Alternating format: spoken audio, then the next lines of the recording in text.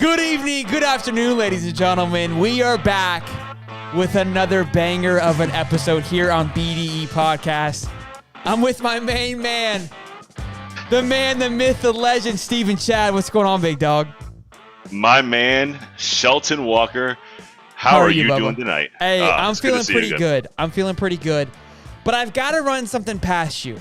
All right? So for some of you that don't know, Steve and I run a little precast, okay? We go over what we're going to be talking about.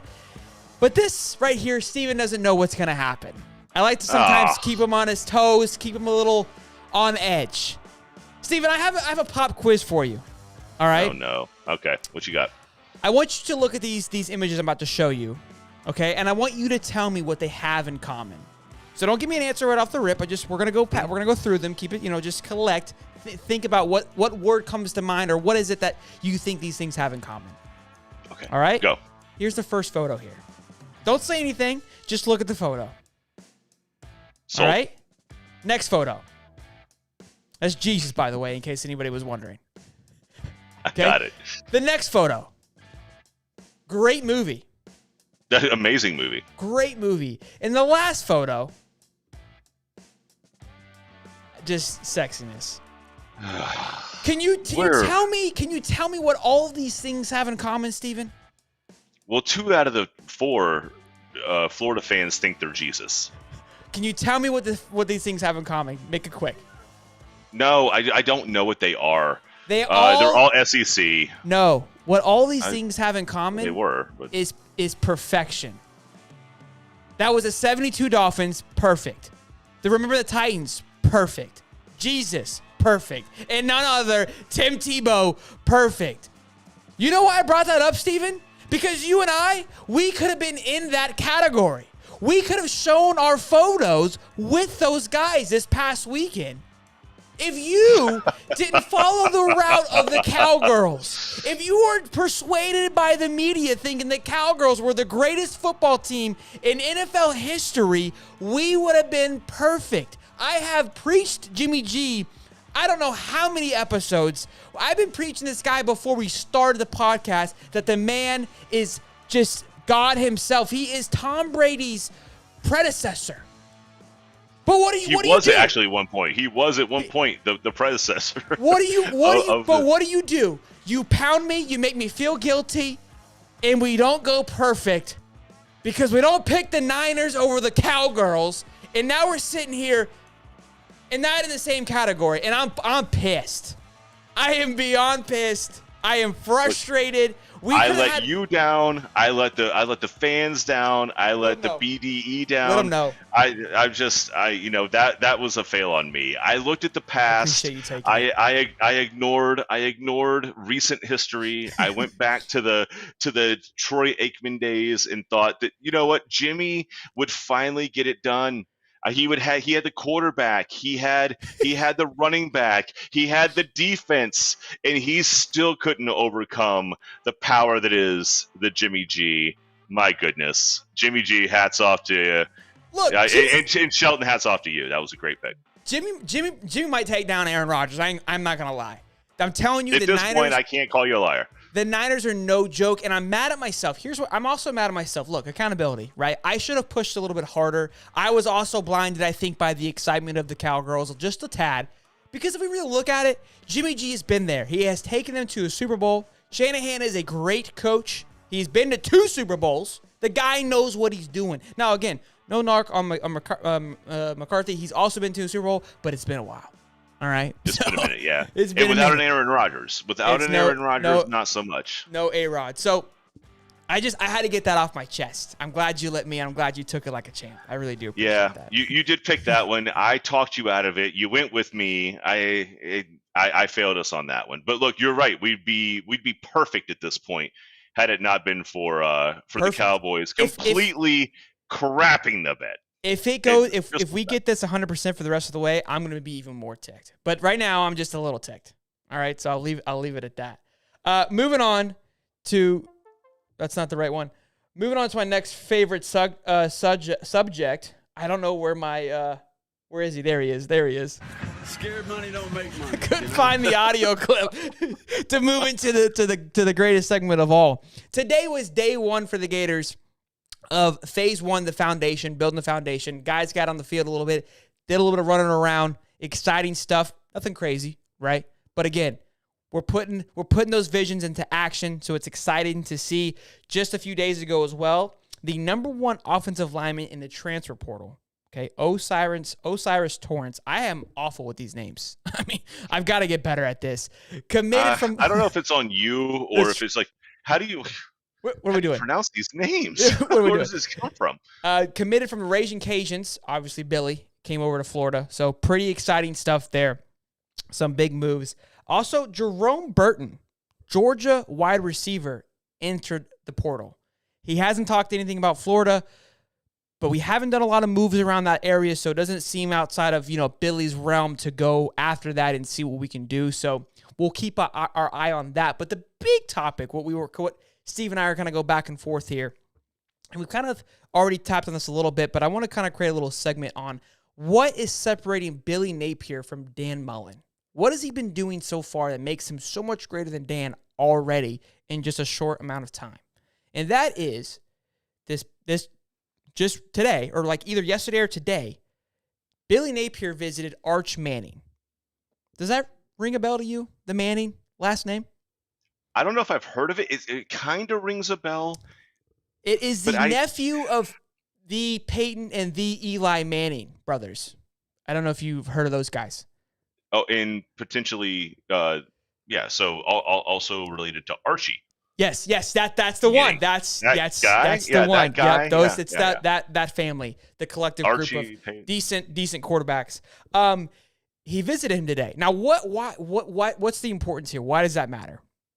Archie Manning has been the number one recruit and sought after recruit for the past year now, probably even longer than that. But it's really got hot and heavy over the last year because he's coming up on time to make a decision right in the next few months. He's got some time because he's not until next year, but he'll probably verbally commit, make some changes. Anyhow, he has been talked to by everybody and anybody over the last few months. Billy went just either today or a few days ago. If that's not late to the party, I don't know what is. But here's why I like it, and here's what it makes him great and better than Dan Mullen. And it encompasses what this show stands for, and that's BD, Big Dick Energy. Because he doesn't care how many hot chicks went to that party before him. He still went. He still showed up to the party to talk to Arch. Hey, I'm going to shoot my shot, big dog. I still have a chance. You haven't committed to anybody yet. I'm going to see what I've got to offer to you. And that, to me, speaks volumes, not only to Arch, right, in that group of people, but also back to Florida. Hey, look, here's what we're doing. I'm not sleeping. I'm not stopping. I believe we can go out and get anybody. And again, I think that is huge, and that is what's separating him already so quickly from Dan to where, and we've talked about this in previous casts, where Dan almost was trying to have UF stuff for him, right? Like, you should be grateful to come here. Where Billy's like, look, we're ready to come here. We're ready to get you to come here. Real quick, Ricky said, get Billy a quarter zip. We know how them quarter zips, how them things work, baby. You know what I'm saying? He throw them bad boys. Hey, he was rocking a quarter zip in press conference, so Billy's already got the swagger going on, baby.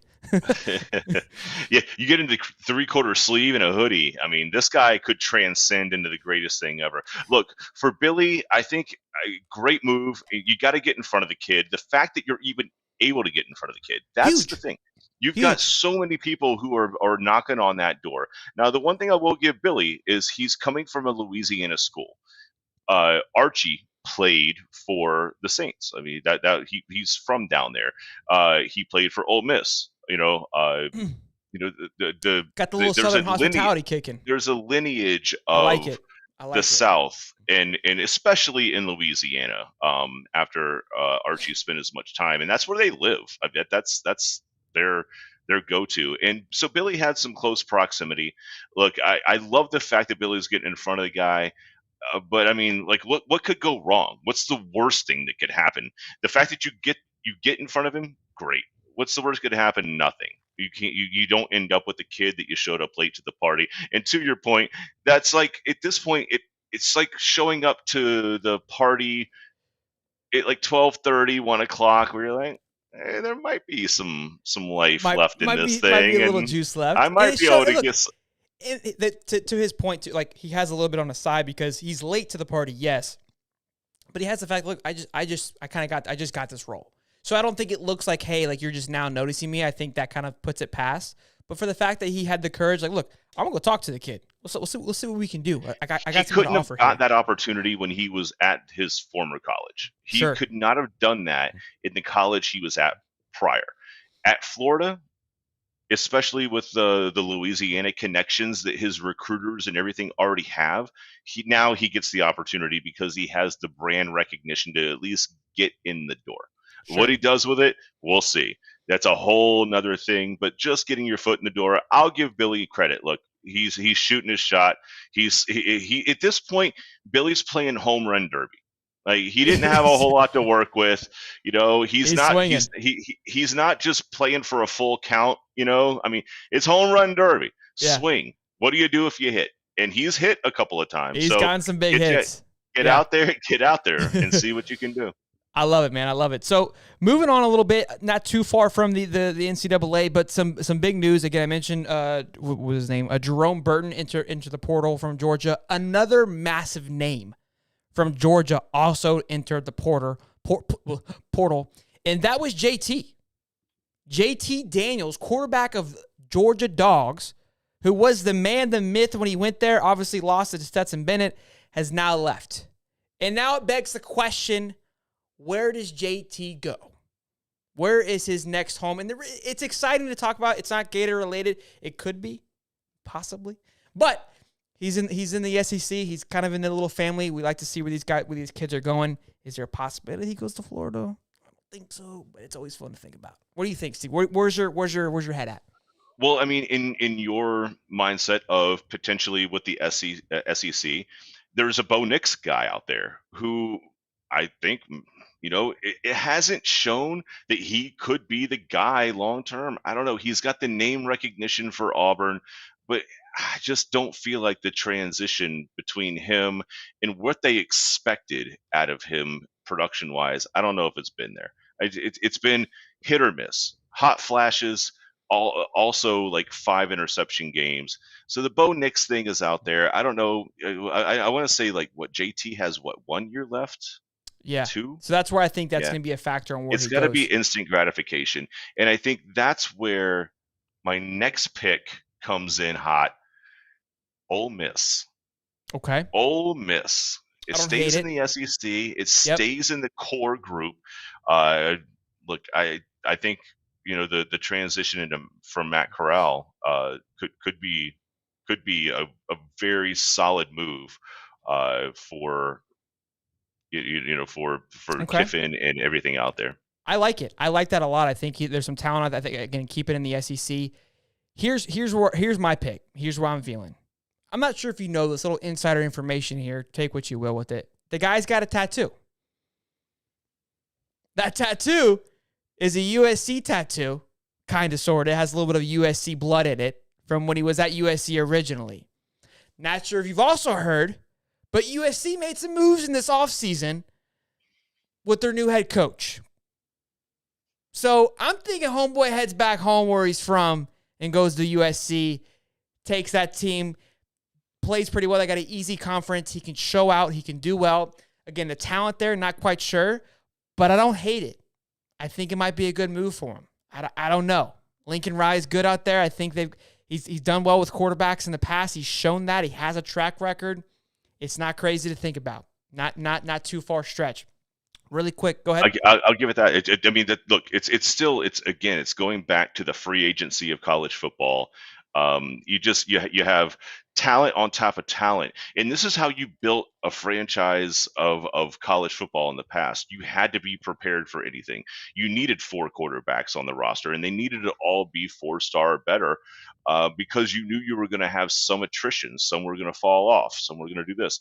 Now, at any given time, they could all transfer. So you have to constantly be pumping talent in. And the JT Daniels transition out of Georgia, it puts the highlight on my goodness, Georgia has got to be hustling constantly. Yeah, they got to put a cap on this because people are leaving left and right. Real quick, back to the Gator stuff. We had a comment here. I don't want to leave these guys hanging. Jeffrey Daughtry. God, can we get a name that I can pronounce? I think I did that one right, though. He mentioned we are 35th now in recruiting. Where do you think we finish? Top 10 question mark. What about 2023? So, little couple part question here. And we've mentioned where we've been and where we're moving to. We were a little bit higher than this. We've been making moves each week with the moves we've been making. Do we finish top 10? I don't know. I think those schools in front of us have a pretty good base that's going to keep them locked in there. Top 20, I can see if we start making these moves and start getting more of these guys to sign. We had some huge official visits. We talked about that in a recent video. Check that out, where we had some big visits this weekend where one kid, even Miguel Mitchell, where he even signed.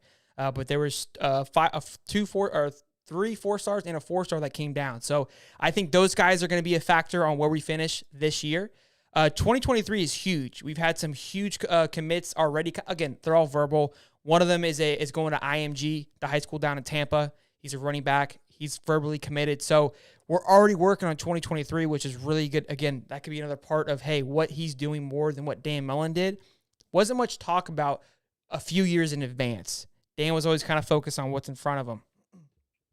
Actually, Dan wasn't very focused on what was in front of him when he was there. Let's call it what it is. And I'm saying this as an FSU fan watching Florida go through what you did.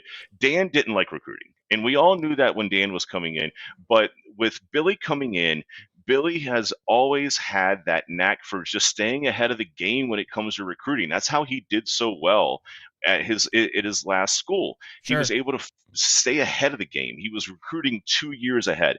Look, right now, with the way that Florida is recruiting on the instant gratification of Billy, they've already started to lay the groundwork on just some of these kids that are already talking about Florida.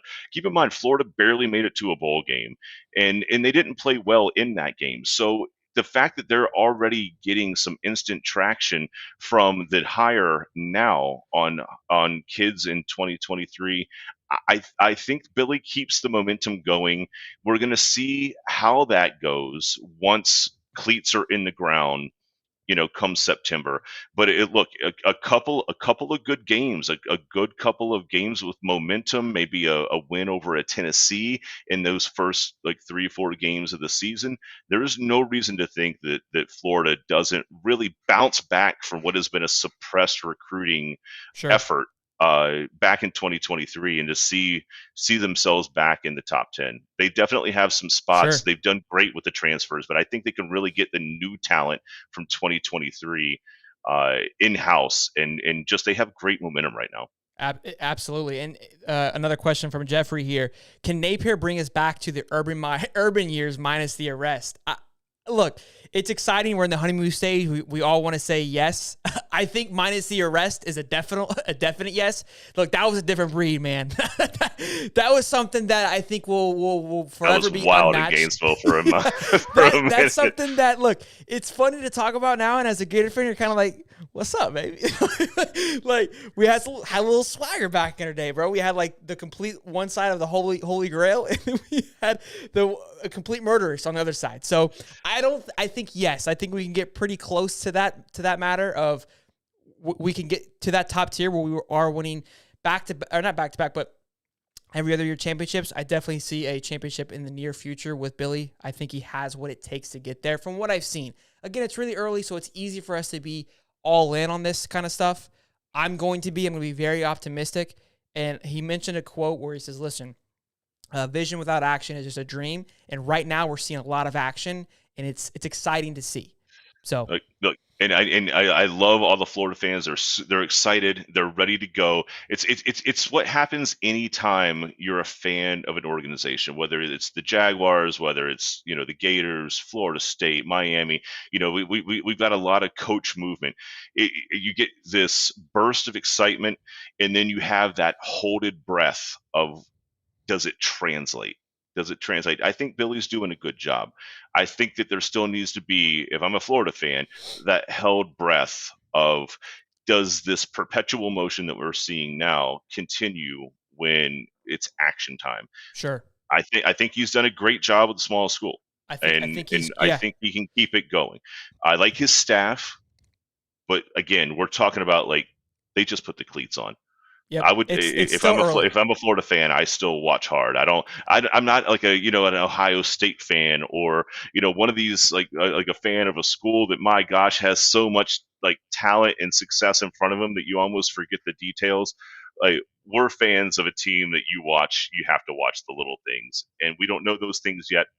Great so far, but look, you got to be dialed in. You got to be looking at every little thing. It's not getting easier around us, and that's the other part of it too. So we'll keep our eye on that. I got another question here from Ben. Guys, appreciate the question. We love them. We're here for him. Do you think Emory Jones will be QB1 this year and be as good as we thought he was going to be? No, not at all. We've talked about this a little bit. There was talks about him going into the transfer portal. It seems that he's committed now. He's staying. I think him and Billy had a talk. He's been at the meetings. He clearly hasn't entered it yet. I truly think he's going to. I think he'd be better fit, and we've talked about this, the guy's an athlete, to change his position. I don't see a career in the NFL where he is currently, but definitely a career elsewhere, sliding into a slot receiver type. That's kind of what we talked about. Again, I don't know how that kid's hands are, but I don't see him being QB1. We've got Jake Miller coming in, AR-15. Again, they're young guys, and Emory has that experience, so that he may play those kids.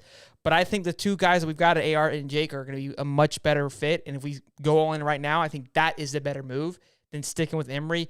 I wasn't sold on him this past year. I think Dan rode with him longer than he should have. We talked about that multiple times. I think it's outplayed. I think it's overdone. Look, the one thing I will say is this is probably the best quarterback room that Florida has had in the last 8 years. Look, Trask was great, but Trask didn't have a lot behind him. Sure. Look, I'm talking about the room as a whole, the amount of talent that could potentially be good. Like you got Emory. Well, what if he grasps this offense and runs with it and finally becomes the Emory that Florida recruited and is what he is? AR-15. He had his great games last year, but he relied so much on physical talent that it looked less quarterbackish and more physical talent. And look, now you've got the transfer coming in, and you just never know how that works. You just don't. Again, these things always kind of are a little bit robust. But this is the most talent that Florida has had to work with. Now, that being said, they're also still going through a transition, and that's a little bit of a scary idea. They didn't recruit Emory. They didn't recruit AR-15, and they didn't really recruit the new guy they have coming. Is it going to fit? Which one? I mean, think about the skill sets that all three of them bring. They're completely different. Sure. It could be a 2 quarterback system. It could be a 1 quarterback system. We talked about we don't even know. The 2 quarterback system with Jake and AR, kind of back to the Tebow and Chris Leak era, right? They're kind of the same type of situation going on. So that's where we're saying. Another great question we've got popped up. What are the chances we get Perkins? And that Perkins being Harold Perkins, which is the number 1 linebacker in the country right now. The guy visited this past weekend. Absolute stud, again, from what we've heard. A quick word from him, kind of recapping what he said. He said it was fun. It was exciting. I feel like the new staff is bringing new things, and I'm liking it. I like they're spending more money on the players and stuff and investing in the players because at the end of the day, we're the brand. That's huge. And we're going to have another video coming up in the next few days talking about the money that's being spent in recruiting, which Billy has been spending a ton and a lot more than Dan. And we're going to break down the numbers a little bit more. But I don't know. He committed to Texas A&M verbally after his game and then came and visit this past weekend. He visited with a few other players, one of them being Miguel Mitchell, who did commit during his visit. Now, he was a 3-star safety, so his options may have not been as grand as these other guys are. But I think all of them together, some things are changing. Some evolution changes are happening. Texas A&M is ranked number 1 right now in recruiting. So I don't know. I can't. I want to say high because I'm on this high right now. But if we're being real, I don't think we pull that off just yet. Now, if we make some other moves in the meantime before he signs, that's what's going to change my mind. Is if things were to end today, let's just say with what we've done, I say no. That's my opinion. I'm not trying to be negative, but I got to be realistic. I've been very positive and high, but I want to keep it kind of, hey, my honest take on this. Sure. Look, Texas A&M has had a amazing recruiting class, like something that we haven't seen before, at least in not like maybe in the last 5 or 6 years, just with the level of talent that they're able to bring in. They're doing something right. And these kids, look, they're kids. They come in, they go to Texas A&M, they go to Alabama, they go to Florida. Look, there's a big difference, I think, in the way that these schools are recruiting these kids. You come away from any of those recruiting efforts and you have a chance to think about it. Do you still have that same buzz, that same high, that same like enthusiasm that you did when you left 3 weeks ago? Right. So that's the toughness. Look, that's the hard part. These are high-level kids. It's difficult for Florida to pull a kid from Texas A&M, short of maybe Texas A&M not quite having the room for them, and they're having to get creative on their roster and the amount of numbers they can take. Like, I'm not saying that Florida can't pull it off, but right now to pull a kid away from Georgia, Texas, Alabama, to pull a kid away from them, that's a steal. One of the tight ends that Florida is looking at, and a wide receiver, LSU made an offer and Bama made an offer to those kids. So, look, as much as we're doing a great job of stealing players, we're battling with it as well, too.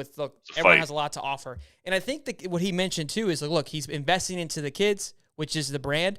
And with his new NIL and all the money passing around, I think that's where Billy's going to do a great job of buying into the kids. And, again, I don't know too much about Jimbo and what he's doing there, but I know Jimbo's got swagger. I don't question Jimbo. He was always a great recruiter. Yep, he was great at FSU. You're familiar with the guy. He knows what he's doing. So he's too good at it, especially with the facilities they have there. And just, I mean, look, Texas A&M. A lot of people always think that Texas has all the money, and Texas A&M is just this redheaded stepchild.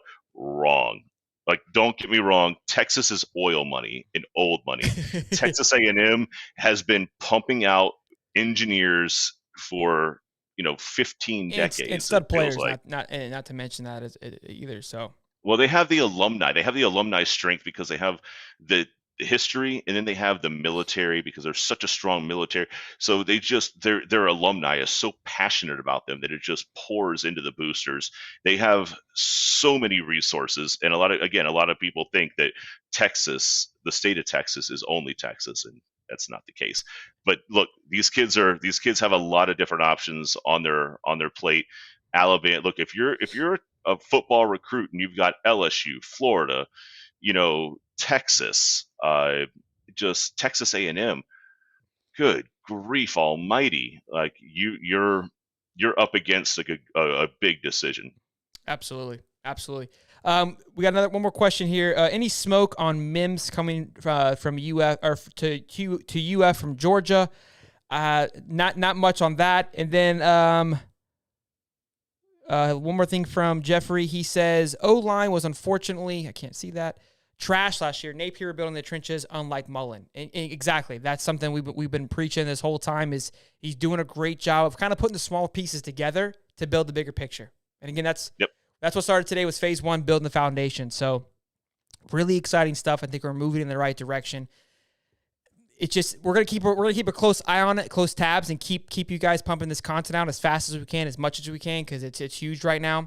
So yeah, one thing to keep in mind, and look, and there's now 2 recruiting seasons, right? You have the early season, you have the transfers that happen all year, right? But they're like the way that recruiting used to work is that first Tuesday of February was signing day. It's kind of taken a little bit of the luster off, but let's not kid ourselves. We're only 2.5 weeks away for the kids that didn't sign in the early period coming up to putting ink on paper. So we still have a little bit of a wave of kids that could surprise everybody. That little tiny spike of a signing day that's right like 2 weeks away, and it's always fun to watch these kids come to your school. Absolutely. We got a question from Ben too. Rate our running back room. I think with Trevor Etienne, I mess this guy's name up every single time. I'm gonna learn it. Etienne. You're from Jacksonville. Etienne. I think he adds a huge jump to that room. On grading wise, I think right now it's much stronger than it has been, the running back room. It's been stronger than it has in years past. Again, we talked about Trevor being the first guy since 2019 of Florida actually recruiting or signing a running back. So I think it's has hope to be the strongest that it's ever been. I think, again, right now we're looking good. Like you mentioned, this quarterback room, but I think the running back room is making some power moves. So I'm excited to see on that. Well, it's more of a dynamic room. If I'm not mistaken, like you guys had a couple of they were not power backs because they weren't used as power, but they ran like shotgun power. They were bigger kids that were like 5'10", 220, right? And they weren't these like little tiny scat backs that could like flare out. Look, I think what you guys have right now is a lot more depth in the type of talent that you have. You've just got you could put the players that you have now in different places. You could have technically right now 3 running backs on your field if you want to put them in the right spot. We've got Dameon Pierce and Malik Davis, both seniors, and then again with Iatine. So I think we've got the longevity, right? And then also the youth. So we've kind of always showed a 1-2-3 punch in the backfield, and I think that 1-2-3 punch is just getting a little bit stronger and with some experience back there. So it's looking stronger again, like more than it has been, and there's some great depth there as well. Definitely looking good. Like it's been a fun couple of weeks for Billy. Happy to see him there. Hopefully, we can get Cristobal down to Miami. We can get Norvell. We can finally get back to the power Florida college football that we all remember. Staying into the college football realm, we talked about this. We had it later on in the cast, but I want to move it up a little bit because we got some hot heat going. And that is talking about FSU a little bit. And it's a little bit of a knock on FSU here. And again, Holly's he's a big FSU guy. So credit to him for kind of taking this. But we created a Mount Rushmore. And the Mount Rushmore being of the Mount Rushmore fail of Florida State here. And let me see. I've got a little picture that we put together. Here we go. Look. We got the Mount Rushmore heads of FSU fails. So, Steven, take it away here. This is your bread and butter. I know it hurts, but it's fun to talk about. Who do you want to go into first? Okay, so look, I mean, none of these are any greater. Just like the presidents that are on the mountain, none are greater or worse than any of the others. But we're gonna go like with the number one Mount Rushmore fail of FSU, Christian Ponder. Christian Ponder. I love the guy. He's married to ESPN's broadcaster, Samantha Ponder. Complete smoke show. But he was the first round draft pick for the Minnesota Vikings. Look, the guy came in. He wasn't able to stay entirely healthy with FSU. Came in and had, gosh, just a blah. So some may say we ponder why he started at quarterback. Not at FSU. Look, at FSU, he was the first quarterback to break the FSU Florida curse. He gave Urban Meyer a 30-7 loss in Tallahassee, and Urban Meyer retired shortly that year. So for an FSU standpoint, we all celebrate Christian Ponder. From a NFL standpoint, yeah. Who do we got next? Look, Andre Wadsworth. Andre Wadsworth was a defensive end. Oh, we're going back to 1998, 1993. Going back to Holly's time. No, 93. Yeah. Look, it was Andre Wadsworth, along with just Derek Brooks and an amazing defense that set the world on fire with the number of sacks that they were able to pull off. It gave Florida fits. Those games were epic. He was drafted first round, I want to say by the Cardinals. And look, the guy had a knee injury. It's a knee injury, but you've had injuries your entire career. You're a defensive end. He had a knee injury, I want to say his second year in the NFL. Never recovered. First round draft pick with all the accolades in the world coming out of college. Look at his face.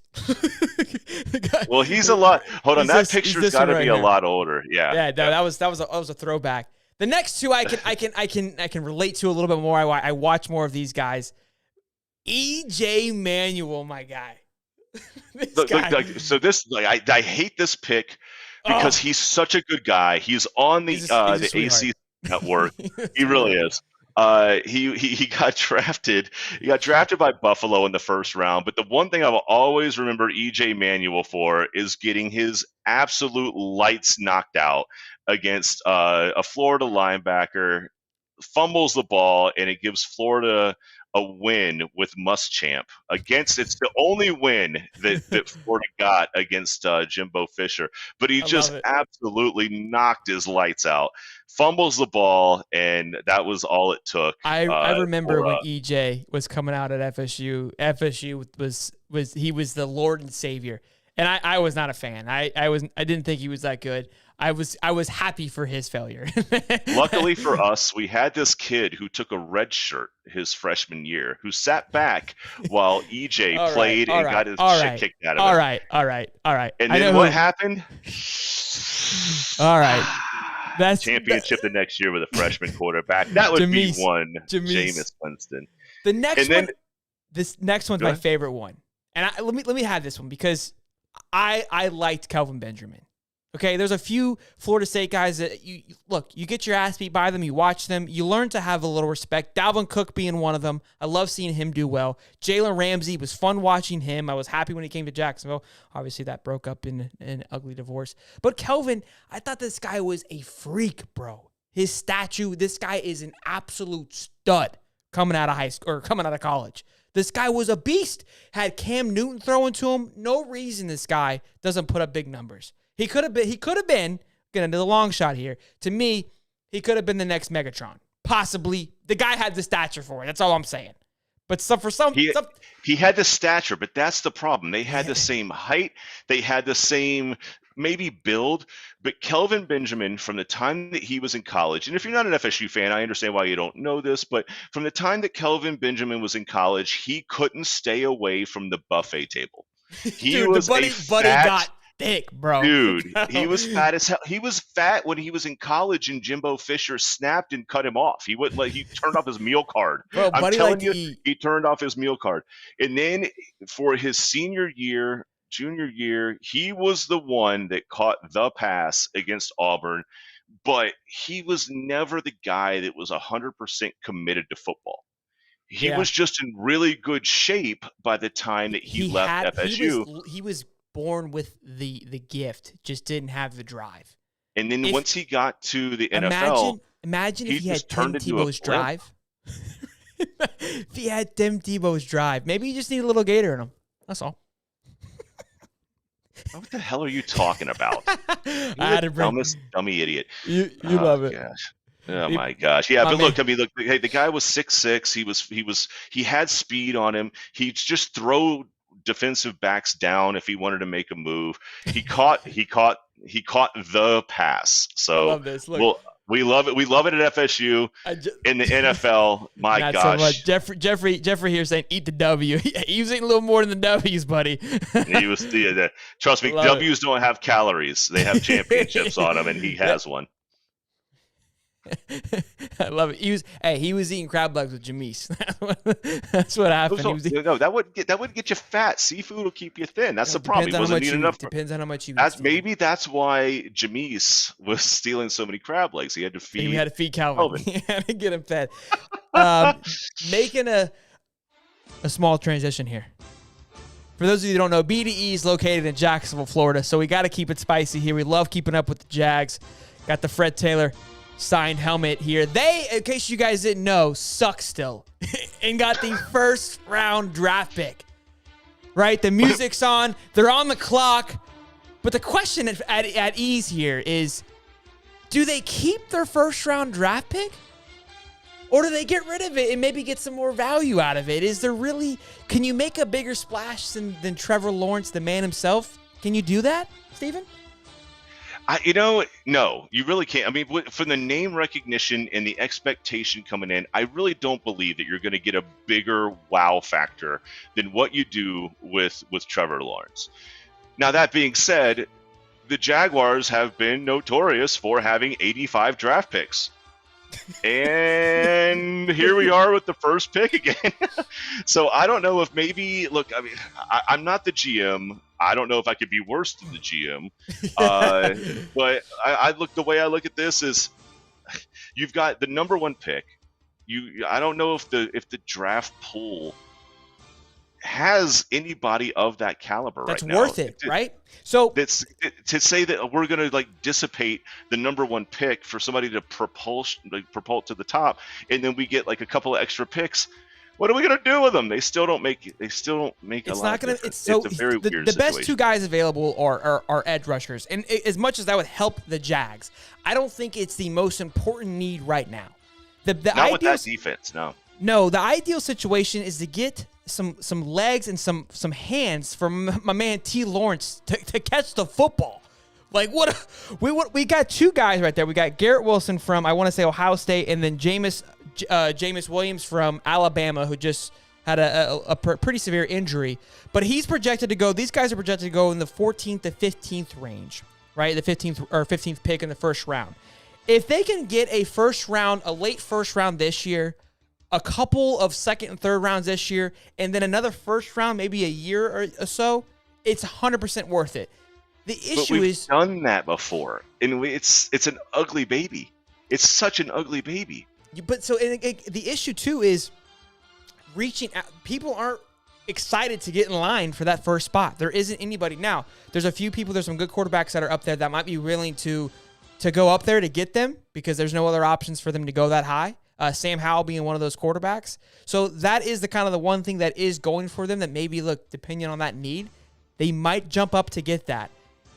It's just we find ourselves in a weird situation on is somebody going to make that trade for that pick? Right. It's the worst time to have the first pick of the draft. It's Jaguars' luck. It's Jaguars' luck. Of course it is. Well, last year the Jaguars' luck, and I will point this out. Last year the Jaguars' luck was the New York Jets winning a stupid game, and here we are. And the Lions did it this year somehow, some way. So I mean, maybe it's just, I don't know. Maybe it's due to us that we have nobody to pick from, even though we have the first pick. I don't know. Look, I think they should trade. I think there's not enough value to waste this first round draft pick on these guys. I don't think it's going to make an impact. Like I said, a wide receiver is a much better pick for the Jaguars, and taking a wide receiver first pick, there isn't anybody that's worth that value. And even taking first round, it's a weird situation. You can pick up guys usually later on for a wide receiver wise. So look, I hope they get rid of it. I hope they can find some value out of it. It may not have to be a bunch of first rounders, but just some good, solid picks later on. Again, we haven't done well with that in the past, but maybe this year we find a new, some newfound hope. I can't even let you finish that sentence without giggling. Look, I mean, the one thing I will say is, like, Kayvon Thibodeau, look, he was highly recruited. He went to Oregon. He's balled out. He's definitely earned being a top 5 pick. It's not a Jaguars pick, but he's there. Look, you've got Evan Neal out of Alabama. We always need offensive line help. If you're going to have the best quarterback, drafted in the last couple of years, protect him. There isn't a number one outstanding guy right now, and that's kind of where we're in a weird position. Steve, give your camera a wipe. You're looking a little fuzzy there before we hop into this next topic. No. Yeah. You're not looking as pretty as you usually do. Well, nothing's happened to it. There we go. You're still blurry. I don't know why. We're going to move on to our last topic, and that is abuse. Actually, we're still in the NFL, so let's keep that going. Well, that would make sense considering the topic. Bruce Arians decided to take a smack into the forehead this past weekend against the Eagles. It's going to show up right here against Adams, number 26. Whoa, bam! A headshot. Didn't want Adams to jump in the pile, make a dumb mistake, and kind of get some more flags. He got fined $50,000 for this hit. So here's what we're looking at. What's your take on it, Steve? Are you okay with the fine? Are you okay with give him a little fresh? Go. Are you okay with this? What's your take on this? Talk to me. This is the dumbest thing ever. Anybody who's ever put on even just a pair of thigh pads and a jersey, you've got smacked in the head by your coach. That's what they do. They get your attention. This is a $50,000 fine for a coach being a coach.